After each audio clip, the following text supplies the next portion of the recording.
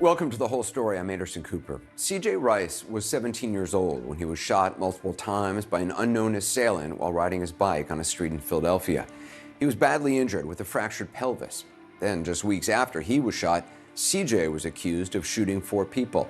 And despite a lack of evidence, he was charged and convicted of attempted murder, sentenced to 30 to 60 years in prison. CJ Rice's conviction never made sense, especially to his childhood pediatrician, Dr. Theodore Tapper, who treated CJ in the days after he was shot and knew he was too injured to have committed this crime.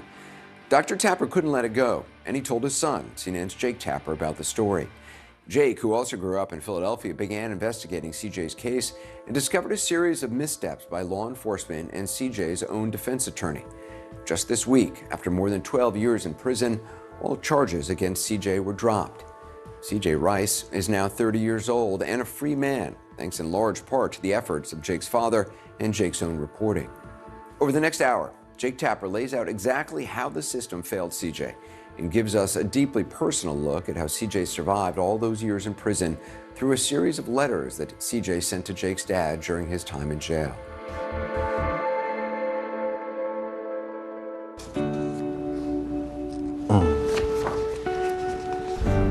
This letter is from February 2nd, 2021. It takes a whole lot of resolve, I guess, to revisit things, dissect things. And all in all, when everything's said and done, it's like, wow, what kind of a life was that? Ever woke up out of your sleep, like, am I gonna die for nothing? Nonetheless, I can't wait to get out of this cell. I'm gonna do my best and move far away from the madness. CJ.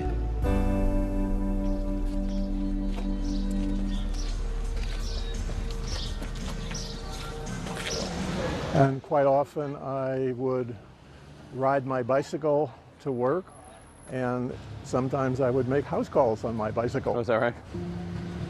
Not often, but once in a while. Put my black bag on the handlebars and go pedaling down the street. Oh, that's funny. I kind of remember that. This is my dad, Dr. Theodore Tapper. You practiced here for what, 30 years? 35? He's a pediatrician. This was his old medical office. How many kids would you see on average on a daily basis, if you had to guess? 15, 20, somewhere in that ballpark, morning and afternoon.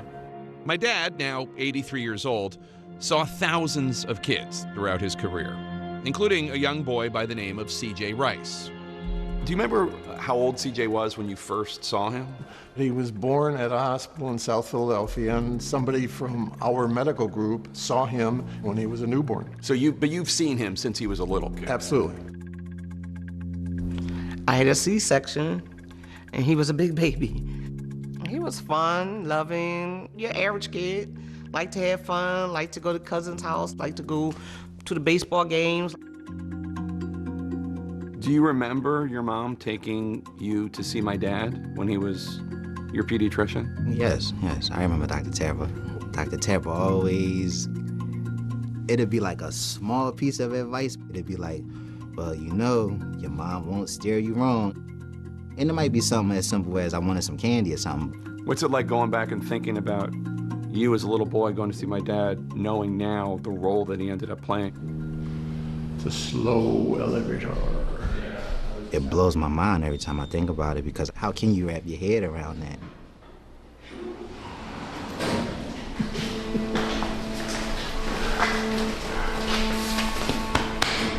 What's going on, Dr. Tapper? Still got those 80 pounds of muscle back there. What's going on? Doing well. How are you? Good. I understand. CJ was my dad's patient and then his pen pal. I don't know if you're a pack rat. I am. So these are letters, original letters that you wrote me, and photocopies of letters that I wrote you. That's crazy. I remember this. But I remember this. CJ and my dad would write to each other for a total of 7 years.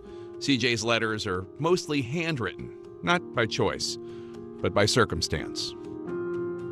Tell me about the first letter CJ wrote to you from prison. He wrote me, and he was very polite, you know, "Dear Dr. Tapper, could you please do me a favor and see if you can get the medical records from Jefferson's Hospital?" April 8th, 2017. Dr. Tapper, hopefully as this letter reaches you, everything is as good as can be, given any and all circumstances. May 2019. Dear CJ. April the 12th, 2020. December 2021. February 13th, 2022. These letters from my dad, did you look forward to getting them? I did. Yeah? I did. Like a lot. Really? Yeah, because it's a constant. So you get used to constants in jail, but most of them are demeaning or not so personal. But a letter with ink on it from somebody on the other side of the wall, that's personal. Yeah. That makes you feel human. It was genuine. The care and concern that your father had for me was genuine. He's a fantastic writer. He's very bright, and when I tell people who wrote what they just finished reading, they're amazed. And he also wrote about how tough it is being a poor black kid growing up in South Philly. Yes. At the age of 7, you make your first drug sale, oblivious to what you're actually doing. You're just following directions to count 13 bags. 50% of the individuals in my generation with whom I went to school with, played sports with, or did some piece of growing up with are in a graveyard, prison, on parole or probation. Mary, Shy, Nana, Daddy, Quan, King, they all did. That must be so traumatic. I mean, growing up with all these kids you knew getting killed. It's a long list. It's just a lot of pain.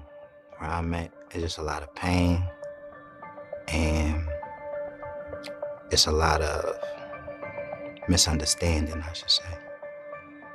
He grew up walking distance from the office that I practiced in for most of the 48 years that I was in South Philadelphia.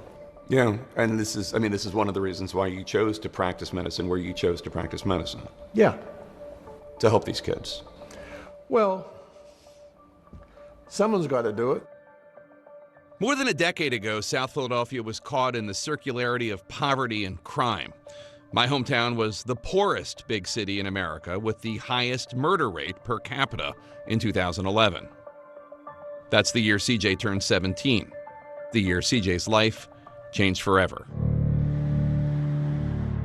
That September, CJ and his friend Tyler Linder were pedaling toward Rice's home around 7 p.m.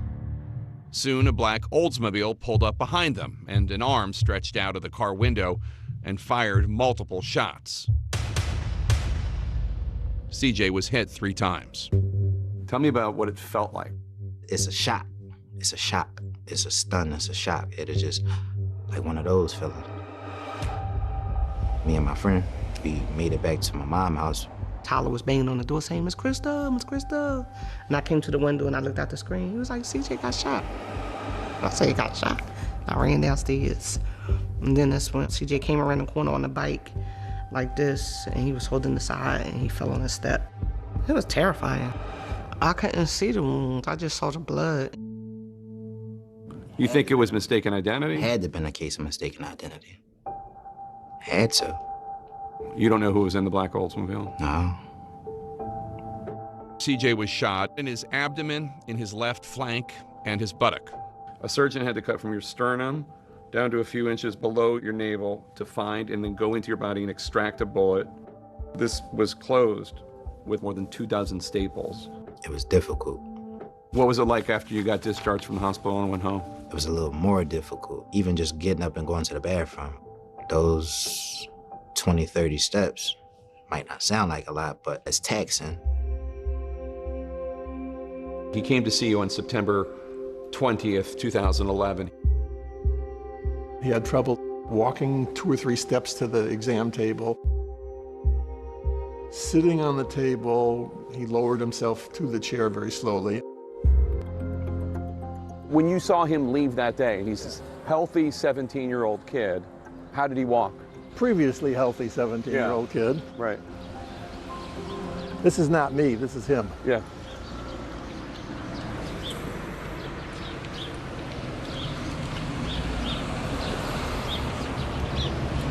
And his mom was helping him?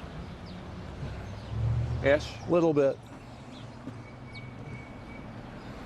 Wow, that's rough.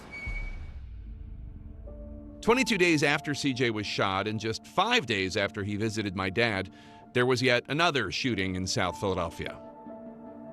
5 days later, there's this other shooting in South Philadelphia on South 18th Street.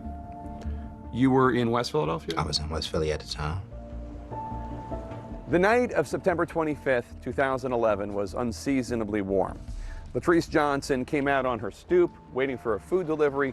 5 of her relatives, all younger, around her, including her 6-year-old niece.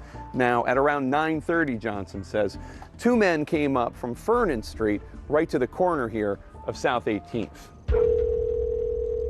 Philadelphia Fire Department. What's the address? When we return, All of a sudden, Latrice identifies CJ. No one ever followed up on those leads. No one interviewed those witnesses. How can you defend me in a case and you have no knowledge of the crime scene?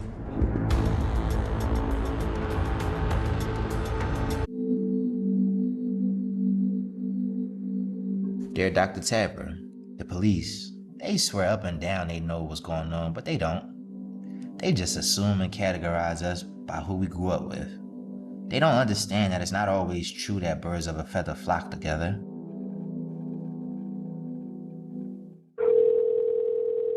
Philadelphia Fire Department.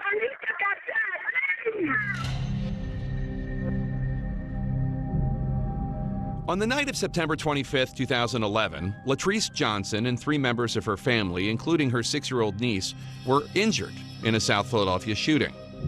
This is what Johnson said when asked who the suspects were by a 911 dispatcher. Attorney Amelia Maxfield works for the Exoneration Project, a legal clinic fighting for those convicted of crimes they did not commit. She also told the first responders she didn't know who shot her. And then we learned in post-conviction investigation that through her medical records that she had told the doctors and the nurses at the hospital while she was being treated that she only heard the shooting and she didn't see it. So she told multiple people for nearly 24 hours that she couldn't identify the shooter. After the police claimed they received an anonymous tip, a policeman presented Latrice Johnson with a photo lineup of potential shooters. She selected CJ. She knew CJ because her son, who was also one of the victims of the shooting that night, had once been friends with him. Yeah, that's they right. had done homework together and such. Yeah. Among the wounded was Johnson's 23-year-old stepdaughter, LaToya Lane. Lane would identify Tyler Linder in another photo lineup. Tyler was the one riding bikes with CJ when CJ was shot. I didn't think there would be a trial. Raymond Driscoll was Tyler's attorney. Mr. Linder's mother owned a cleaning company. They had an account in Northeast Philadelphia, and on the date when the shooting occurred, Tyler Linder, his mother, and his little brother were at that location. They cleaned multiple buildings at that location. The entry and exit of their vehicle was documented by video evidence from that facility. What do you want the family of Latrice Johnson to know about that night in September 2011? I had nothing to do with it. You were with your godmother.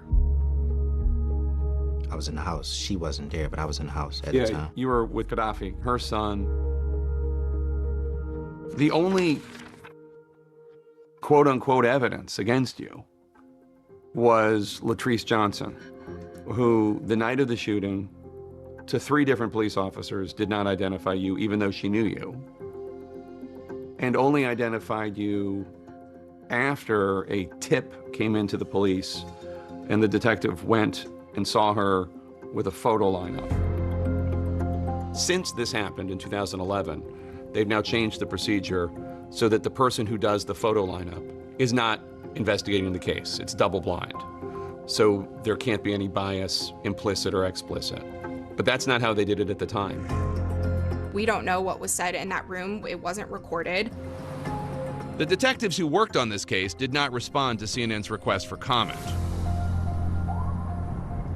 Your mom, who worked at the district attorney's office, heard that the police were seeking you for questioning.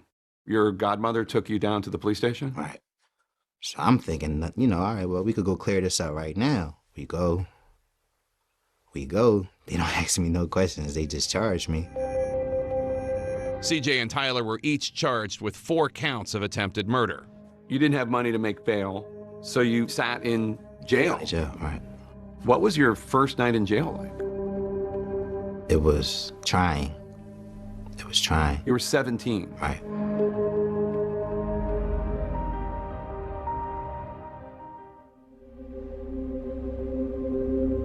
Dear Dr. Tapper, everything falls back on my original trial attorney, specifically for ineffective assistance of counsel claims and her failures to uncover the truth and facts that I now have to argue and assert all these years later. So your mom arranges for a friend of hers, Sanjay Weaver, to become your court-appointed attorney. What did you think when you heard that?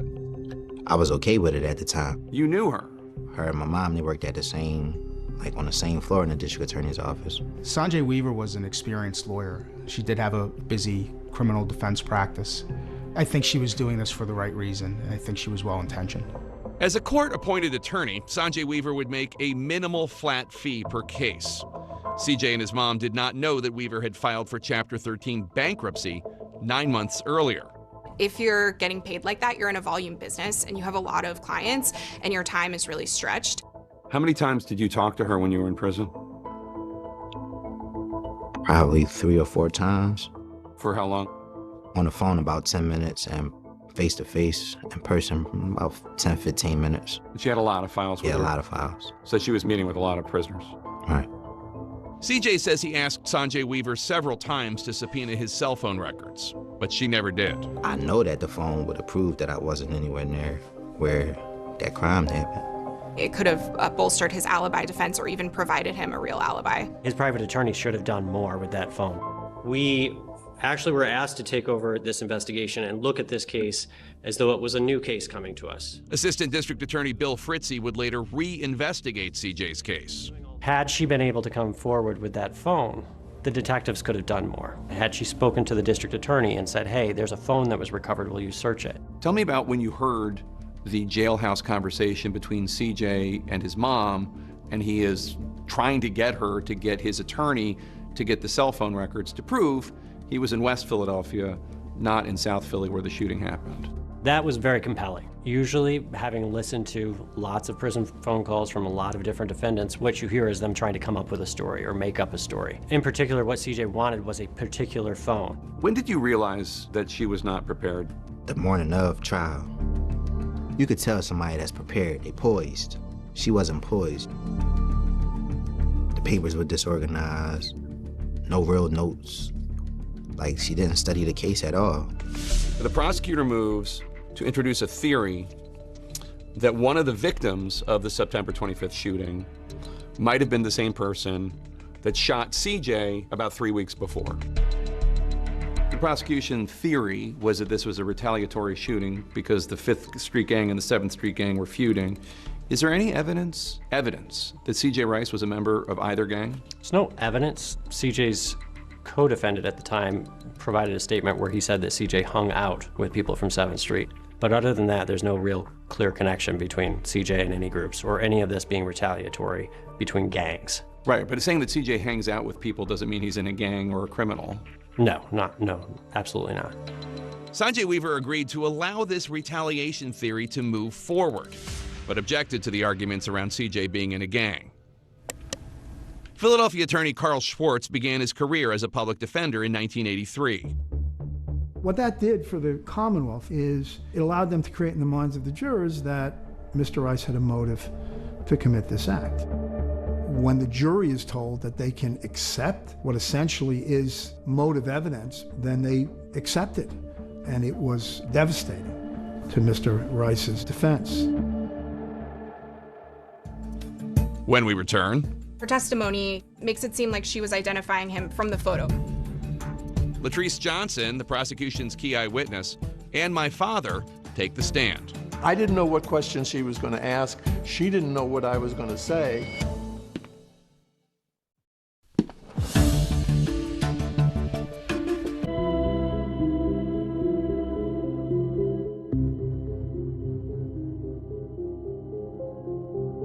I didn't know what questions she was going to ask. She didn't know what I was going to say. My dad, Dr. Theodore Tapper, testified on CJ's behalf. You've testified in cases before. How was Sanjay Weaver, CJ's attorney, different from other attorneys that you've dealt with? Virtually all the courtroom appearances or all my contacts with the legal system were because of medical malpractice. In every single case, without exception, I talked to the lawyer. They told me what they thought, and I told them what I thought, and talked to them about what questions they were going to ask me. And Sanjay? Nothing. Latrice Johnson, the sole witness who identified CJ, testified that the shooters were standing upright and ran from the crime scene. There's no way that I was standing straight up because of the way that I had the hunch. There's no way I was spreading off. I couldn't even take a full stride. I wasn't physically capable of doing that. Remember, CJ himself had been shot 3 times just 17 days before. One bullet had fractured his pelvis, though no one in the courtroom knew he had a fractured pelvis, since that information was in his hospital records. And the medical records that you got years later were not introduced at trial? Not introduced at trial. My dad was his pediatrician, saw him a few days before the shooting, said that CJ could barely walk, much less run. Mm-hmm. She calls my dad, he testifies. The amount of pain that I saw him with and the inability to stand and get onto and off the table in my office on the 20th of September makes me very dubious as to whether he could walk standing up straight, let alone run with any degree of speed 5 days after I saw him. It's just my dad's word. There's no pictures of his staples all up and down his torso, no surgeon's notes, nothing. Had she gotten CJ's full medical records, she would have known, and your dad would have known, that he had pneumonia while he was hospitalized, and that also he suffered a comminuted fracture of his pelvis, which is a complex fracture that can take longer to heal than a simple fracture. Those are important facts that were never in front of the jury. Did you tell him to take the pain medication? I suggested he might feel a little bit better if he took 1 or 2 occasionally. I told him I didn't like, the first time that I took him, I didn't like the way it made me feel, so I hadn't taken him again. How'd they make you feel? Like, spaced out. He certainly expressed that he didn't like the way the Percocets made him feel, so he wasn't going to take anymore. Did Sanjay Weaver have any knowledge of your conversation with CJ about why he was not taking painkillers? No. The prosecutor basically tried to undermine your testimony by saying you have no idea if he was capable of the shooting because you have no idea if he was taking painkillers. But Sanjay didn't come back and say that you didn't think he was on Percocets because of the conversation you had. Correct. When Latrice Johnson testified, Sanjay Weaver neglected to point out key inconsistencies. For instance, Johnson said that the shooter had braids, quote, hanging right on the side. So CJ's arrest photo. Yeah, and this photo was taken on the 27th, not even 2 days after the shooting. He does have braids, but they're cornrows to his head. And this is important. It was actually the African-American people in my office, the analysts that look at it, that said, there's no way that this is fresh and done, and there's no way that they would have been able to do it in 2 days. Detectives had used this photo when they asked Latrice Johnson to identify CJ, but this photo is from March 2011, 6 months before the shooting, taken after a juvenile drug case. And so her testimony, given these 2 photos, makes it seem like she was identifying him from the photo, right, and not from memory. The crime scene map clearly shows that there are two vehicles parked between where she was sitting and where the shooter was, and that the shooter fired most of the bullets from behind those cars on the corner. Johnson testified that the shooters were 20 feet away. But if you look where the shooters were, all the way over here, this is more like 60 feet away. 20 feet away is actually right around here. When cross-examining Latrice Johnson, Sanjay Weaver admitted to her lack of knowledge about the crime scene. She says, "Sorry, Miss Johnson, I'm not familiar with your area." And when I heard that, I was like, you didn't go to the crime scene? How can you defend me in a case and you have no knowledge of the crime scene? She also testified that there was a light above the shooter, a street lamp, and there wasn't. Had Sanjay visited the crime scene, she would have known all of those things if she'd even just internalized the police's crime scene map that was provided in discovery. The 911 calls from the night of the shooting, they were never submitted as evidence. Should they have been? What would they have shown? As it turns out, there were two uninvolved witnesses who called 911. Both of them reported only seeing one shooter. One of these witnesses described the shooter as wearing blue jeans and a blue shirt, and that obviously conflicts with the description we got from Latrice. As far as we know, no one ever followed up on those leads. No one interviewed those witnesses. In the year and a half leading up to the trial, Sanjay Weaver also failed to collect any alibi statements, making it seem as though CJ had no alibi at all. The way that your alibi witnesses were presented. First, Sanjay called Deanna, your godmother, who was actually not there at the time of the shooting. What's the point of calling her? What's the point of calling her? Then she called Gaddafi Malone, your godmother's son, and he was there, but he had never publicly said before that he was with you. It made it look like they was lying. Tyler Linder was found not guilty on all charges.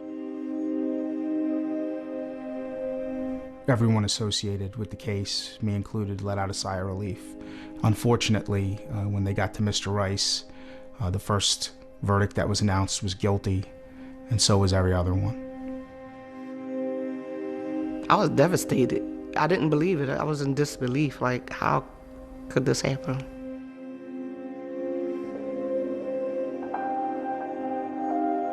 The judge sentenced you to 30 to 60 years, which is a very harsh penalty for a shooting in which nobody was seriously injured, much less killed. March 2nd, 2018. Dear Dr. Tapper, hopefully this letter finds you well. As for me, I'm just taking the situation one day at a time. May 18th, 2018. Optimism plus resilience plus persistence. That's the way I look at things. It's only but for so long the true facts and the truth can be suppressed. Well, until next time, Dr. Tap. CJ. Next. It is a system that picks on poor people and it picks on black people. What was daily life like in prison?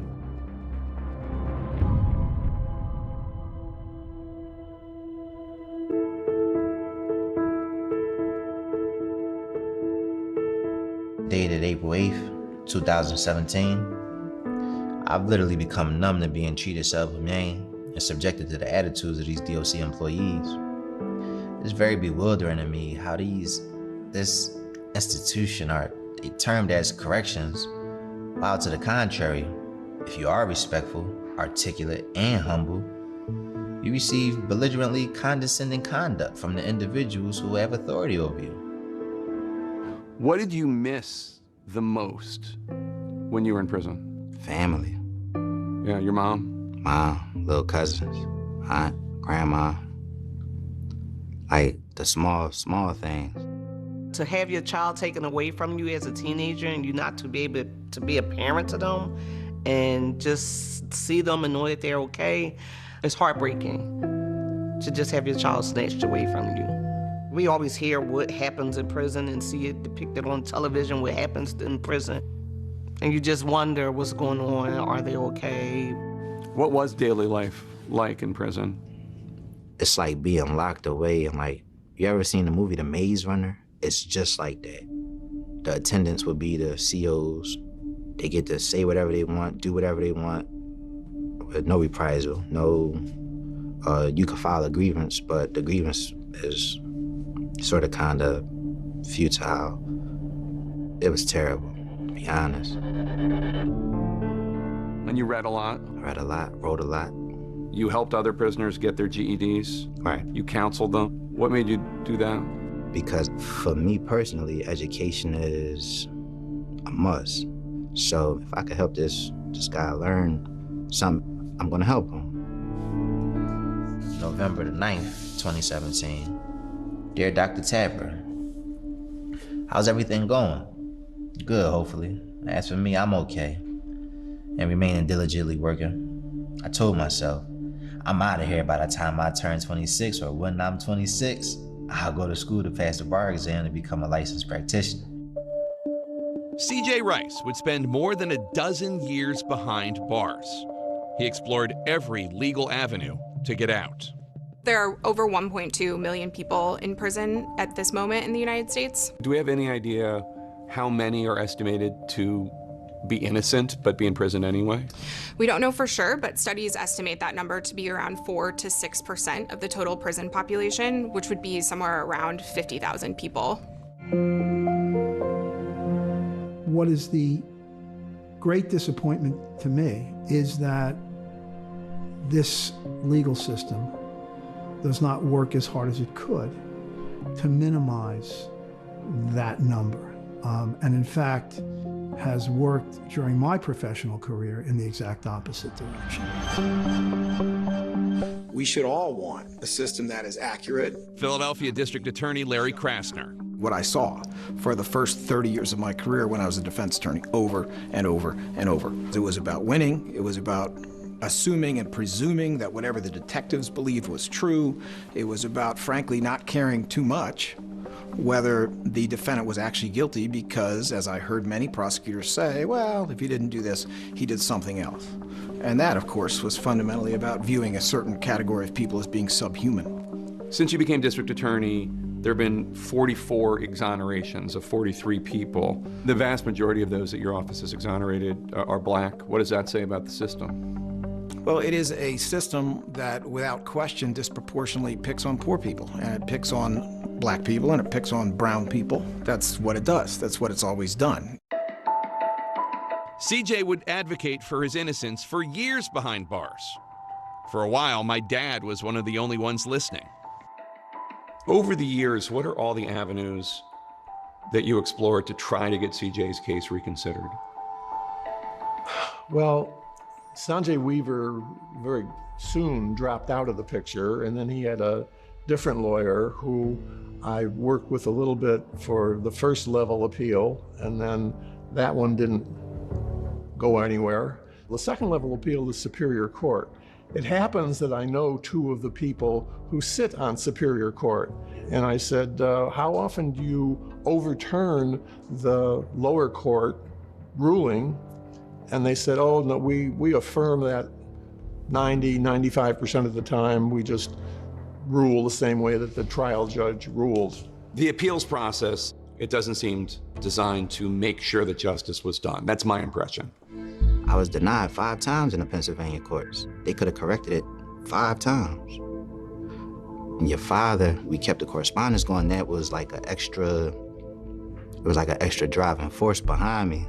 Like I wasn't in it alone, in a sense. May 2019. Dear CJ, I just finished reading Picking Cotton, about a wrongful conviction for rape that eventually was reversed. Powerful book if you ever get a chance to read it. From Picking Cotton, conquered they can never be, whose spirits and whose souls are free. Hope this information is helpful, not that you ask for it. Stay strong and free as ever, Ted.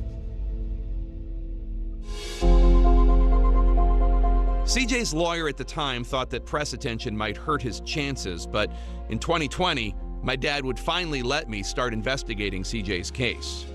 After years of you telling me about CJ and these letters, I started to say to you, why don't you let me cover this? Why don't you, this sounds like a real injustice. It sounds like Sanjay Weaver was a horrible attorney. It sounds like your testimony should have been weighted much more than it was. It took years, but finally you let me do it. Yes, it finally got to the point where we, CJ and I, that team of two, was exhausting all the legal avenues. It took me a couple of years, but we did a very thorough story for The Atlantic. And then I covered that story on CNN. The cover story of The Atlantic's November issue out today, CNN's own Jake Tapper telling the story here of CJ Rice. It is the most unjust case like this I've ever seen. And then you and I also went on CBS This Morning and talked to Gayle King and her team. You said what happened after the case is not open for argument. What do you mean by that? The idea that he had legal representation worthy of the name, there's no dispute about that. He did not. Did you think at all that any of this was going to have any positive impact? Well, that was my hope. When we return, I think the impact of that article was undeniable. the path to freedom. There was some reinvestigation. Do you have any idea who did do the shooting?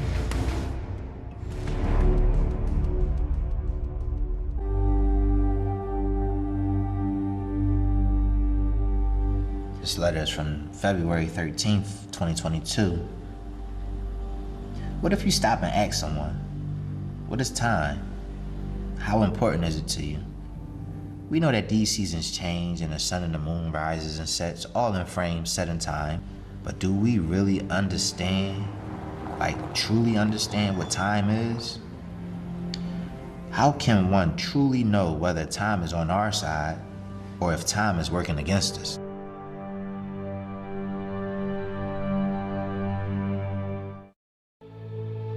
I wrote about CJ's case in October 2022. Did you ever get a copy of The Atlantic when you're in prison? They put it up in the law library. What was it like seeing your face on the cover of a magazine? It was mind-blowing. It was mind-blowing. How did you first get involved? We were in the process of screening his application and working his case up when your article came out. And at that time, Carl Schwartz reached out to us. Amelia Maxfield, then with the Pennsylvania Innocence Project, and CJ's new lawyer, Carl Schwartz, teamed up.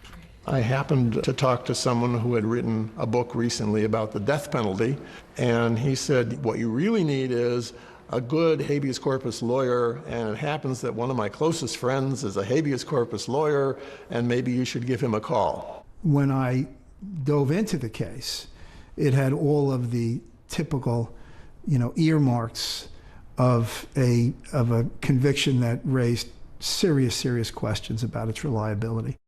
We came in just to provide extra firepower. After I sent him a copy of the Atlantic story, former U.S. Solicitor General Don Verrilli Jr. also joined CJ's legal team. When we met with the district attorney's office, one of the things that did come up in that meeting where we had with them was the article. What the article did very effectively was pull together all of the evidence into one compelling narrative story. I think the impact of that article was undeniable. Together, they would file what's called a habeas corpus petition in December 2022, 2 months after my Atlantic article was published. Habeas corpus literally is defined as show me the body. It's a way for a person who's been convicted and sentenced to jail in state court to apply to the federal district court for relief. And we really focused on the ineffective assistance of counsel, that he was denied his right under the Sixth Amendment to an effective lawyer. This was a case where the Constitution clearly had been violated. It took months, but eventually the habeas petition was granted, although CJ was not free yet. Dear CJ, you already know the good news about the habeas petition. They ruled in your favor. Now begins yet another period of having patience. How much longer? Nobody can give anything except a rough estimate. October of 2023, dear CJ, waiting and waiting, even though we feel certain the eventual outcome. The firm release date cannot come too soon. CJ did not have adequate legal representation. And today, a judge agreed. In November 2023, CJ's conviction was overturned. His fate now in the hands of the Philadelphia District Attorney's Office. In November of 2023, the conviction was overturned, and the judge ordered your office to decide whether to retry him or free him within the next 180 days. What was your office doing during that period after November 2023? Well, there was a lot of careful discussion about it. Obviously, significant work had gone into our position even before that date. And then there was some reinvestigation. It all pointed to this case lacks integrity. We should not try it again. Sanjay Weaver, CJ's trial attorney, died in 2019. The district attorney's office and CNN were unable to reach Latrice Johnson, who said CJ was the shooter. Do you have any idea who did do the shooting? No.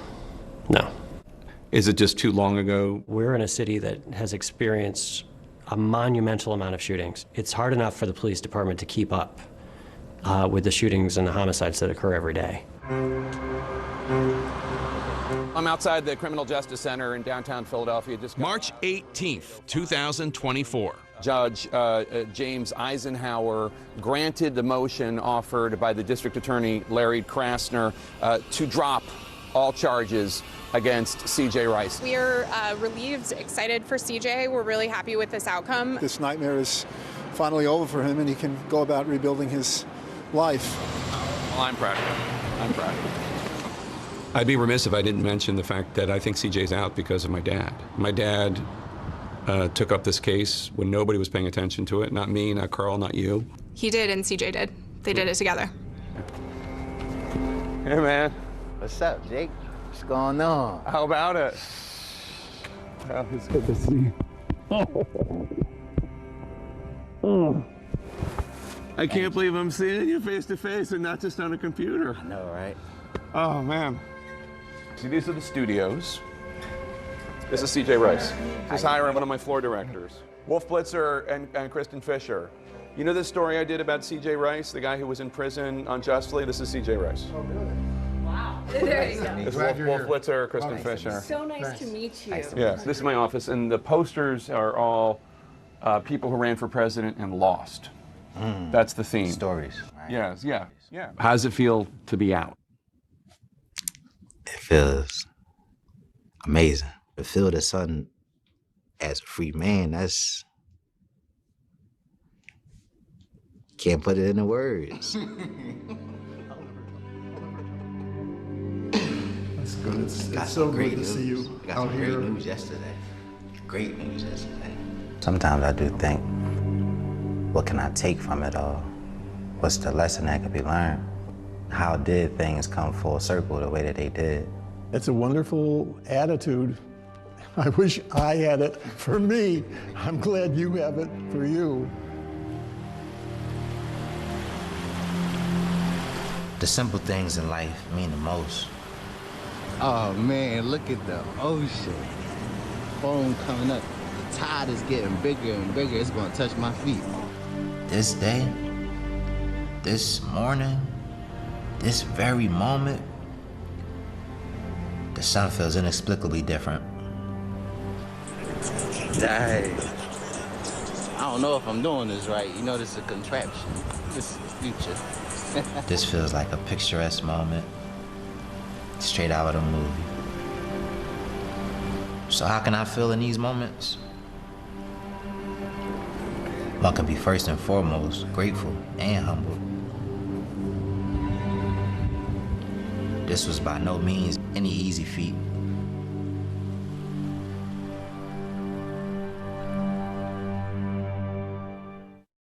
The video you just saw of CJ was the first time he ever went to the beach. It's the first of many steps forward for CJ in his new life. And as you heard in the hour, he plans to go back to school to study law. Thanks for watching The Whole Story. I'll see you next Sunday.